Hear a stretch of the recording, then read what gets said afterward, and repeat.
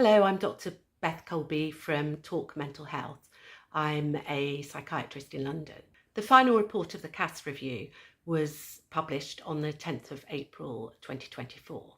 Dr. Hilary Cass is a retired consultant paediatrician who was previously president of the Royal College of Paediatrics and Child Health, also previously chief of the British Academy of Childhood Disability, and Senior Clinical Advisor for Child Health for Health Education England. She worked as a tertiary neurodisability consultant for 26 years and is still an honorary consultant paediatrician at Evelina Children's Hospital, which is part of Guy's and St Thomas's NHS Foundation Trust. Dr. Cass was appointed to lead the independent review of the gender identity services for children and young people in 2020.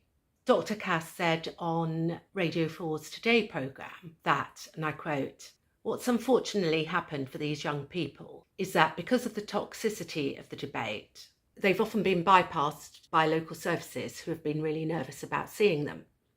So rather than doing things that they would do for young people with depression and anxiety or undiagnosed autistic spectrum disorder, they've tended to pass them straight on to the GIDS service, and they've ended up at the back of a very long waiting list because GIDS wasn't really able to cope with the rising number and complexity of their presentations."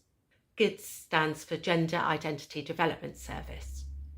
Dr. Cass made it clear in her review that her aim was not to define what it means to be trans, and it was not about undermining the validity of trans identities, but what the healthcare approach should be and how best to help the rising number of children and young people seeking help from the NHS around gender identity.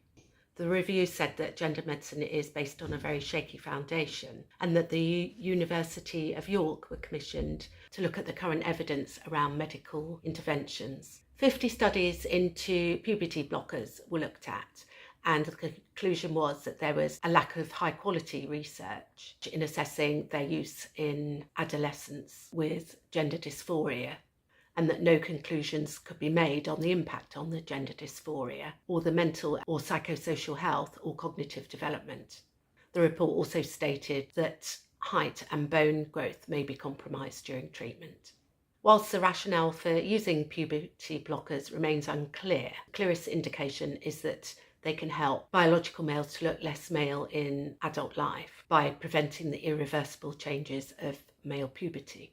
As to the widespread claims that puberty blockers decrease the rate of suicide, Dr. Cass noted that this may put pressure on families to look for private treatment and that some GPs have been put under pressure to continue prescribing these treatments on the basis that failing to do so would increase the risk of the young person committing suicide. However, the University of York systematic review found no evidence that puberty blockers reduce gender dysphoria, and there was very limited evidence for positive mental health outcomes. Looking at another 53 studies, there was a lack of high quality research assessing the use of puberty blockers in adolescents. There was moderate quality evidence suggesting that mental health outcomes could be improved with puberty blockers, but the research studies said that more robust research is still required. The research found that using puberty blockers did not reduce the incidence of death by suicide. The 23 guidelines, which are international, regional, and national, for managing children and young people with gender dysphoria, were shown to lack an independent and evidence-based approach, and also did not show how the recommendations were developed. Dr. Cass said that normally doctors are cautious at implementing new findings in research, but the reverse happened in the field of gender care. The immediate action NHS England took was that no person under the age of 18 would be seen by adult services in gender care, and that NHS England would ensure that support to children and young people with gender dysphoria is caring and careful.